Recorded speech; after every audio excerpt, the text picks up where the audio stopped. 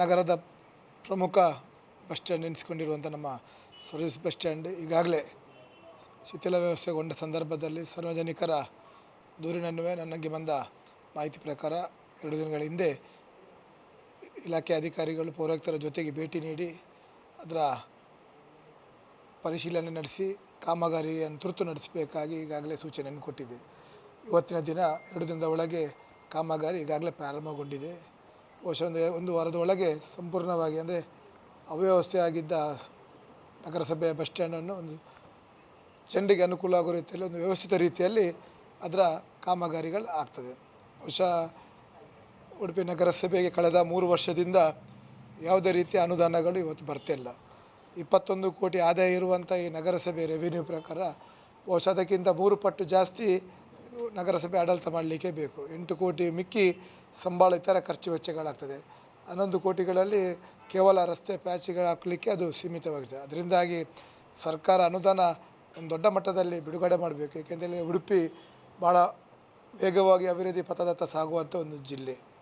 ಅದರಲ್ಲೂ ವಿಶೇಷವಾಗಿ ಉಡುಪಿ ನಗರ ಇವತ್ತು ಕರಾವಳಿಯ ಮೀನುಗಾರಿಕೆ ಬಂದರಿರ್ಬೋದು, ಮಣಿಪಾಲದಂಥ ಶಿಕ್ಷಣ ಆರೋಗ್ಯ ಕ್ಷೇತ್ರಗಳಿರ್ಬೋದು, ಧಾರ್ಮಿಕ ಕೇಂದ್ರಗಳು. ಅದರಿಂದಾಗಿ ಉಡುಪಿಯ ಪಾಪ್ಯುಲೇಷನ್, ಉಡುಪಿಯ ಅಭಿವೃದ್ಧಿಯ ಬಗ್ಗೆ ಸರ್ಕಾರ ಗಮನ ಹರಿಸಬೇಕು. ಅದಕ್ಕೆ ವಿಶೇಷ ಅನುದಾನಗಳನ್ನು ಕೊಡುವಂಥದ್ದು ಆಗಬೇಕು. ಒಟ್ಟಾರೆ ಬಿಟ್ಟು ಪ್ರಚಾರಗಳಿಗೆ ಒಂದು ಅವಕಾಶವನ್ನು ಕೊಡದ ರೀತಿಯಲ್ಲಿ ನಿಜವಾಗಿ ಅದರ ಬಗ್ಗೆ ಸತ್ಯಾಸತ್ಯವನ್ನು ತಿಳಿದುಕೊಂಡು ಸರ್ಕಾರ ಮುಂದೆ ಬರಬೇಕು. ಅದರ ಜೊತೆಗೆ ಈಗ ನಮ್ಮ ನಗರಸಭೆಯ ಆಡಳಿತ ಅವಧಿ ಮುಗಿದು ಸುಮಾರು 8 ರಿಂದ 9 ತಿಂಗಳಾಯಿತು. ಈಗ DC ಅವರು ಆಡಳಿತ ಅಧಿಕಾರಿ ಆಗಿದ್ದಾರೆ. ಆಡಳಿತ ಅಧಿಕಾರಿಗಳು ಕೂಡ ತಮ್ಮ ಜವಾಬ್ದಾರಿಯನ್ನು ಪ್ರತಿ ತಿಂಗಳ 2 ಬಾರಿ ಸಭೆಯನ್ನು ಕರೆದು ಒಂದು ಸಾರ್ವಜನಿಕರನ್ನು ಮಾಜಿ ಕೌನ್ಸಿಲ್ ಸಭೆಯನ್ನು ಕರೆಸುವಂಥದ್ದು, ಅದೇ ರೀತಿ ಸಾರ್ವಜನಿಕರಿಂದ ಮಾಹಿತಿಯನ್ನು ಪಡ್ಕೊಂಡು ಅದಕ್ಕೆ ಸ್ಪಂದಿಸುವಂಥದ್ದು ಇವತ್ತು ಆಗಬೇಕಾಗಿದೆ. ಅದರ ಜೊತೆಗೆ ಮೊನ್ನೆ ತಾನೇ ನಾವು ಇಲಾಖೆ ಅಧಿಕಾರಿಗಳಿಗೆ ಸೂಚನೆಯನ್ನು ಕೊಟ್ಟಿದ್ದೇನೆ. ಯಾವ್ಯಾವ ಇಲಾಖೆಗೆ ಸಂಬಂಧಪಟ್ಟದ್ದು ಹೆಲ್ತ್ ಇರ್ಬೋದು, ಸಿವಿಲ್ ಇರ್ಬೋದು, ಪರಿಸರ ಇರ್ಬೋದು, ಅವರವರ ಕರ್ತವ್ಯವನ್ನು ಅವರು ಜವಾಬ್ದಾರಿಯನ್ನು ಮಾಡಲೇಬೇಕು. ಒಂದು ವೇಳೆ ಸಾರ್ವಜನಿಕವಾಗಿ ದೂರು ಬಂದಾಗೆ ಸ್ಪಂದಿಸದಿದ್ದರೆ ಅಂಥ ಅಧಿಕಾರಿಗಳ ಮೇಲೆ ನಿರ್ದಾಕ್ಷಿಣ್ಯವಾಗಿ ಕ್ರಮ ಕೈಗೊಳ್ಳುವ ಬಗ್ಗೆ ಮೊನ್ನೆ ಖಡಕ್ಕಾಗಿ ಅವರಿಗೆ ಎಚ್ಚರಿಕೆಯನ್ನು ಕೊಟ್ಟಿದ್ದೇನೆ. ಈಗಾಗಲೇ ರಸ್ತೆ ಬದಿಯಲ್ಲಿ ಕಸ ಇರ್ಬೋದು, ಈ ಮಳೆಗಾಲದ ಸಂದರ್ಭದಲ್ಲಿ ರೋಡ್ ಕಟ್ಟಿಂಗ್ ಅಗಿಯುವಂಥದ್ದು ಇರ್ಬೋದು, ಅದನ್ನು ಸಂಪೂರ್ಣವಾಗಿ ನಿಷೇಧ ಮಾಡಲಿಕ್ಕೆ ಹೇಳಿದ್ದೇವೆ. ಅದರಿಂದಾಗಿ ಸಿವಿಲ್ಗೆ ಸಂಬಂಧಪಟ್ಟಂಥ ಇಂಜಿನಿಯರ್ಸ್ಗಳಿರ್ಬೋದು, ಹೆಲ್ತಿಗೆ ಸಂಬಂಧಪಟ್ಟಂಥ ಹೆಲ್ತ್ ಇನ್ಸ್ಪೆಕ್ಟರ್ಗಳಿರ್ಬೋದು, ಪರಿಸರಕ್ಕೆ ಸಂಬಂಧಪಟ್ಟಂಥ ಪರಿಸರ ಇಂಜಿನಿಯರ್ ಇರ್ಬೋದು, ಅವರು ತಮ್ಮ ಕರ್ತವ್ಯವನ್ನು ಪ್ರಾಮಾಣಿಕವಾಗಿ ಉಡುಪಿಯ ಜನಪರವಾಗಿ ಮಾಡದಿದ್ದರೆ ಖಂಡಿತವಾಗಿ ಅವರನ್ನೇ ಜವಾಬ್ದಾರಿ ಮಾಡಲಾಗುವುದು, ಅವರ ಮೇಲೆ ಕ್ರಮವನ್ನು ಕೈಗೊಳ್ಳಲಾಗುವುದು. ಈಗಾಗಲೇ ಮಣಿಪಾಲದಂಥ ಭಾಗದಲ್ಲಿ ರಸ್ತೆ ಆಗಿದ್ದದನ್ನು ನಮ್ಮ ಅದಾನಿ ಗ್ಯಾಸ್ ಇರ್ಬೋದು, ಮತ್ತು ಏರ್ಟೆಲ್ನವರು ಮತ್ತು ನೀರಾವರಿ ಇಲಾಖೆಯವರು ಅದನ್ನು ಕೂಡ ಸರಿಕಟ್ಟಾಗಿ ಇವತ್ತು ಪ್ಯಾಚ್ ವರ್ಕ್ ಮಾಡಲಿಕ್ಕೆ ಇವ್ರ ಹತ್ರ ಆಗಲಿಲ್ಲ. ಇವರಿಗೆ ಭಾಳಷ್ಟು ಸಮಯ ನಾನು ಅವರಿಗೆ ಸೂಚನೆಯನ್ನು ಕೊಟ್ಟಿದ್ದೆ. ಅದರ ಜೊತೆಗೆ ಇವತ್ತು ಅಂಬನಿ ರಾಮನ ಎದುರುಗಡೆ UGD ಪೈಪ್ ಜಾಲವನ್ನು ಕೂಡ ಅರ್ಧಂಬರ್ಧ ಮಾಡಿ ಬಿಟ್ಟಿದ್ದಾರೆ. ಜನರು ಇವತ್ತು ಋಷಿಗೆದ್ದುವಂಥ ಪರಿಸ್ಥಿತಿ ಉದ್ಭವವಾಗಿದೆ. ಅದರಿಂದಾಗಿ ಅಧಿಕಾರಿಗಳು ತಮ್ಮ ಕರ್ತವ್ಯ, ಪೌರಾಯುಕ್ತರು ಆ ಎಲ್ಲ ಅಧಿಕಾರಿಗಳನ್ನು ಅವರ ನಿಯಂತ್ರಣದಲ್ಲಿ ಇಟ್ಕೊಳ್ಳುವ ಮೂಲಕ ಕನಿಷ್ಠ ಒಂದು ವಾರದಲ್ಲಿ 2 ದಿನ ಈ ಪಬ್ಲಿಕ್ ವಿಸಿಟ್ಸ್ ಬಸ್ ಸ್ಟ್ಯಾಂಡ್ಗಳಲ್ಲಿ ಉಂಟು, ಇಲ್ಲಿ ಸಾರ್ವಜನಿಕರ ಜನಸಂದಣಿ ಜಾಸ್ತಿ ಉಂಟು, ದೇವಸ್ಥಾನದ ಒಟ್ಟಾರೆ ಇರ್ಬೋದು, ಶಾಲಾ ಕಾಲೇಜು ಒಟ್ಟಾರೆ ಭೇಟಿ ಕೊಡುವಂಥ ಒಟ್ಟಾರೆ ಕಚೇರಿಯಲ್ಲಿ ಕೂತ್ಕೊಂಡು ನಾವು ಅದನ್ನು ನಿಯಂತ್ರಣ ಮಾಡ್ತೇವೆ ಅಂತ ಆಗೋದಿಲ್ಲ. ಅದರಿಂದಾಗಿ ಎಲ್ಲ ಪೌರ ಕಾರ್ಮಿಕರಿಂದ ಹಿಡಿದುಕೊಂಡು ಟೋಟಲ್ ನಗರಸಭೆ ಎಲ್ಲ ಅಧಿಕಾರಿಗಳು ಅದೇ ರೀತಿ ಸಿಬ್ಬಂದಿಗಳನ್ನು ನಿಯಂತ್ರಣ ಮಾಡುವಂಥದ್ದು ಆಗಬೇಕು. ಒಂದು ವೇಳೆ ನಿಯಂತ್ರಣ ಮಾಡಲು ಅವರ ವೈಫಲ್ಯವನ್ನು ಸಮಸ್ಯೆ ಆದರೆ ಅವರ ವೈಫಲ್ಯದನ್ನು ಎದ್ದು ಕಾಣ್ತದೆ. ಅದರಿಂದಾಗಿ ಯಾವುದೇ ದಕ್ಷಿಣದ ಉಡುಪಿ ಅಭಿವೃದ್ಧಿ ಬಗ್ಗೆ ನಾವು ಯಾವತ್ತೂ ಕೂಡ ರಾಜಿ ಮಾಡುವಂಥದ್ದಿಲ್ಲ. ಸರ್ಕಾರ ಕೂಡ ನಾವು ಆಗ್ರಹ ಮಾಡ್ತೇವೆ, ಕನಿಷ್ಠ ಒಂದು 25 ಕೋಟಿ ನಗರದ ಕುಡಿಯುವ ನೀರಿಗೆ, ನಗರದ ಸ್ವಚ್ಛತೆಗೆ, ದಾರಿದೀಪಕ್ಕೆ, ಅದೇ ರೀತಿ ನಮ್ಮ ರೋಡ್ ವರ್ಕ್ಸ್ ಕಾಮಗಾರಿಗಳಿಗೆ 3 ವರ್ಷದಿಂದ ಬಹುತೇಕ ಕಾಮಗಾರಿ ಈಗಾಗಲೇ ಅಲ್ಲಿಗೆ ಸ್ಥಗಿತಗೊಂಡಿದೆ. ಅದರಿಂದಾಗಿ ಬೇರೆ ಆಡಳಿತ ಪಕ್ಷದವರು ಕೂಡ ಯಾವುದೇ ಅನುಭವ ಮಾಹಿತಿಯ ಕೊರತೆಯಿಂದ ಟೀಕೆಗಳನ್ನು ಮಾಡ್ತಾರೆ. ಅದರಿಂದಾಗಿ ಅವರ ಹತ್ರ ಕೂಡ ಈ ಮಾಧ್ಯಮದ ಮೂಲಕ ನಾನು ವಿನಂತಿ ಮಾಡ್ತೇನೆ, ಗ್ರ್ಯಾಂಟ್ ಬಂದರೆ ಮಾತ್ರ ಅಭಿವೃದ್ಧಿ ಮಾಡಲಿಕ್ಕಾಗ್ತದೆ.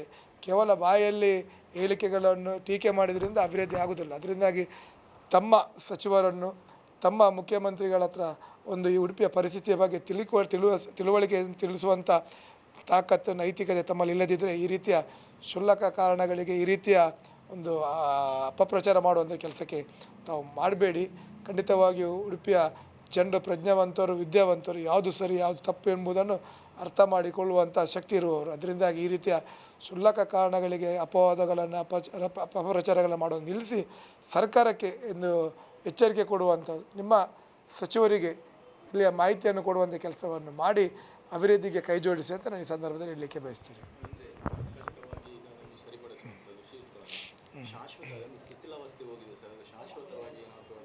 ಒಟ್ಟಾರೆ ನಾನು ಹೇಳಿದಾಗೆ ಇವತ್ತು 21 ಕೋಟಿ ನಗರಸಭೆ ಆದಾಯ ಇರೋದು.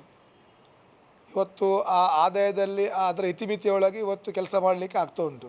ಸರ್ಕಾರ ಅನುದಾನ ಕೊಟ್ಟರೆ ಮಾತ್ರ ಆಗ್ತದೆ. ಅದರಿಂದಾಗಿ ಕೇಂದ್ರ ಸರ್ಕಾರದ ಡಲ್ಟ್ ಯೋಜನೆಯಲ್ಲಿ ಬಸ್ ಸ್ಟ್ಯಾಂಡ್ ನಿರ್ಮಾಣಕ್ಕೆ ಬೇರೆ ಬೇರೆ ಕಾರ್ಯಗಳಿಗೆ ಇವತ್ತು ಅವಕಾಶಗಳಿದೆ. ಈಗಾಗಲೇ ಕಮಿಷನರಿಗೆ ಸಂಬಂಧಪಟ್ಟ ಇಂಜಿನಿಯರ್ಸ್ಗಳಿಗೆ ಒಂದು ಪ್ಲ್ಯಾನ್ ಮಾಡಿ ಅದರ ಬಗ್ಗೆ ಮಾಹಿತಿಯನ್ನು ಕೇಂದ್ರ ಸರ್ಕಾರ ರವಾನಿಸುವಂಥ ಕೆಲಸವನ್ನು ಮಾಡಿ ಅದನ್ನು ನಾನು ಕೂಡ ಫಾಲೋಅಪ್ ಮಾಡ್ತೇನೆ ಅಂತ ಈಗಾಗಲೇ ಹೇಳಿದ್ದೇವೆ. ಅದರಿಂದಾಗಿ ಆ ನಗರದ ಹೃದಯ ಭಾಗದಲ್ಲಿರುವ ಒಂದು city bus stand, service bus ಸ್ಟ್ಯಾಂಡನ್ನು ಅದಕ್ಕೊಂದು ಹೊಸ ರೂಪ ಕೊಡಬೇಕೆ ಎಂಬ ಒಂದು ಚಿಂತನೆಯನ್ನು ಕೂಡ ಮಾಡಿದ್ದೇವೆ. ಅದನ್ನೀಗ ಬೇಸ್ಮೆಂಟಲ್ಲಿ ಪಾರ್ಕಿಂಗ್, ಗ್ರೌಂಡ್ ಫ್ಲೋರಲ್ಲಿ ಬಸ್ ಸ್ಟ್ಯಾಂಡ್, ಅದರ ಮೇಲೆ 2 ಫ್ಲೋರ್ ಪಾರ್ಕಿಂಗ್ ಮಾಡುವಂಥ ಒಂದು ಚಿಂತನೆಗಳನ್ನು ಮಾಡಿ ಕೇಂದ್ರ ಸರ್ಕಾರದಿಂದ ಅದಕ್ಕೆ ಅನುದಾನ ತರುವಂಥ ಒಂದು ಪ್ರಯತ್ನಗಳಾಗ್ತದೆ. ಅದರ ಜೊತೆಗೆ ಸಿಟಿ ಬಸ್ ಸ್ಟ್ಯಾಂಡಲ್ಲಿ ಕೂಡ ಅದೇ ರೀತಿ ಬೇಸ್ಮೆಂಟ್ ಪಾರ್ಕಿಂಗ್, ಗ್ರೌಂಡ್ ಫ್ಲೋರಲ್ಲಿ ಬಸ್ ಸ್ಟ್ಯಾಂಡ್, ಅದರ ಮೇಲೆ 3ನೇ ಅಂತಸ್ತಿನಲ್ಲಿ 3 ಫ್ಲೋರ್ಗಳಲ್ಲಿ ಪಾರ್ಕಿಂಗ್ ಮಾಡಲಿಕ್ಕೆ ಅವಕಾಶವನ್ನು ಕೊಟ್ಟರೆ ಸ್ವಲ್ಪ ಈ ಉಡುಪಿಯ ಹೃದಯ ಭಾಗದಲ್ಲಿ ಸ್ವಲ್ಪ ಪಾರ್ಕಿಂಗ್ ಕಂಜೆಕ್ಷನ್ಗೆ ಒಂದು ಸಹಕಾರ ಆಗ್ತದೆ ಅಂತ ನಾನು ಈ ಸಂದರ್ಭದಲ್ಲಿ ಹೇಳಲಿಕ್ಕೆ ಬಯಸ್ತೀನಿ.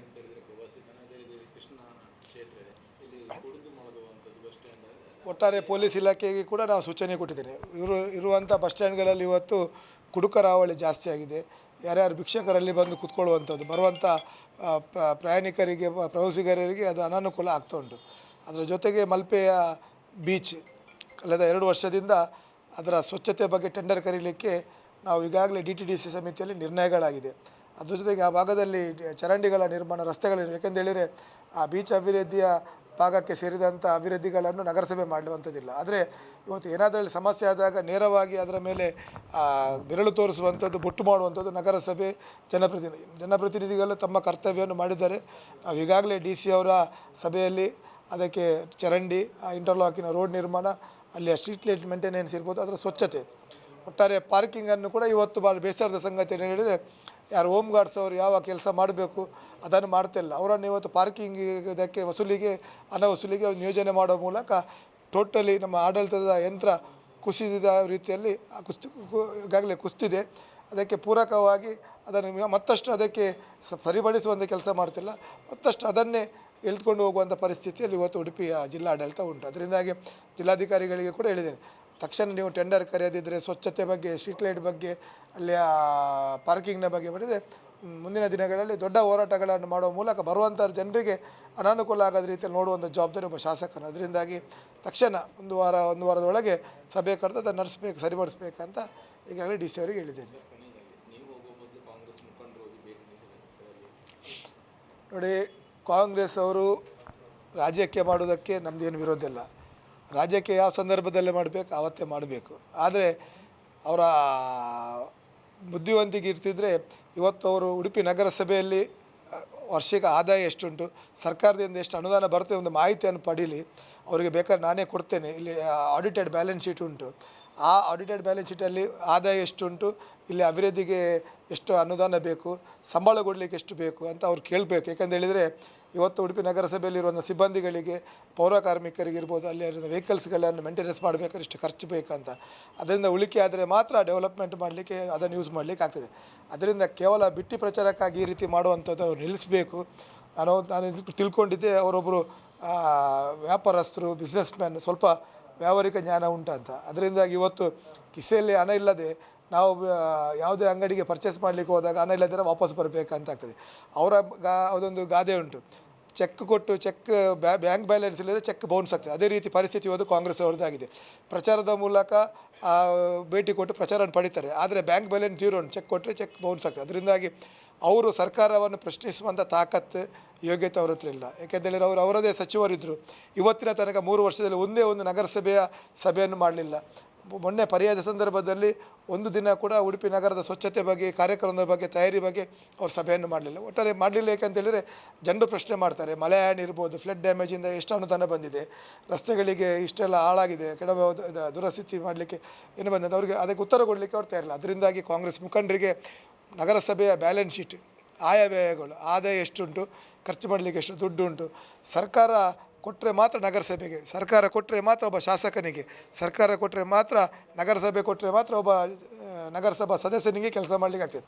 ಒಟ್ಟಾರೆ ಶಾಸಕರು ಅಂತೇಳಿದರೆ ಅನುದಾನ ಬಂದರೆ ಮಾತ್ರ ಕೆಲಸ. ಆದರೆ ನಾವು ನಮ್ಮ ಇತಿಮಿತಿಯಲ್ಲಿ ಜನಪರವಾಗಿ ಜನರ ಬಳಿ ತೆರೆದು ಜನರಿಗೆ ಸಮಸ್ಯೆಗಳಿಗೆ ಸ್ಪಂದಿಸುವಂಥ ಪ್ರಾಮಾಣಿಕವಾದ ಪ್ರಯತ್ನವನ್ನು ಮಾಡ್ತಿದ್ದೇವೆ. ಅದರಿಂದಾಗಿ ಮೊನ್ನೆ ನನ್ನ ಗಮನಕ್ಕೆ ಬಂದ ತಕ್ಷಣ ಸಾರ್ವಜನಿಕರ ದೂರಿನ ಅನ್ವಯ ನಾವು ಭೇಟಿ ಕೊಟ್ಟು ಇವತ್ತು ನಾನು ಹೇಳಿದ ಪ್ರಕಾರ 48 ಗಂಟೆಯಲ್ಲಿ ಕಾಮಗಾರಿಯನ್ನು ಪ್ರಾರಂಭ ಮಾಡಿದೆ. ಅದರಿಂದಾಗಿ ಸರ್ಕಾರದ ಅವಿಭಜಿತ ಅಂಗವಾಗಿರುವ ಕಾಂಗ್ರೆಸ್ನವರು ತಕ್ಷಣ ಮುಖ್ಯಮಂತ್ರಿಗಳ ಹತ್ರ ಒಂದು 50 ಕೋಟಿ ಬಿಡುಗಡೆ ಮಾಡಿ ಇಲ್ಲಿಗೆ ತರಲಿ. ಪರ್ಯಾಯದ ಅನುದಾನ ಇರ್ಬೋದು, ಬೇರೆ ಅನುದಾನ ಬಾಕಿ ಇದೆ. ನಿಜವಾಗಿ ಅವ್ರ ಹತ್ರ ಒಂದು ತಾಕತ್ತು ದಮ್ಮಂತಿದ್ದರೆ ಅವ್ರು ನಿಜವಾಗಿ ಜನಪರ ಇದ್ದರೆ 50 ಕೋಟಿ ನಗರಸಭೆ ಅಭಿವೃದ್ಧಿಗೆ ಬಿಡುಗಡೆ ಮಾಡುವಂಥ ಕೆಲಸ ಮಾಡಲಿ.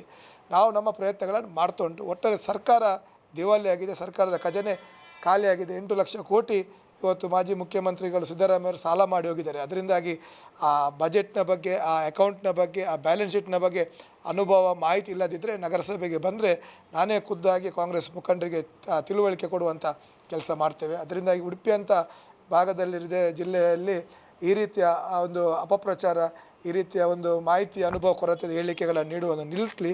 ಅದಕ್ಕೆ ದಾಖಲೆ ಸಮೇತ ನಾನು ಅವರಿಗೆ ಕೊಡ್ತೇನೆ.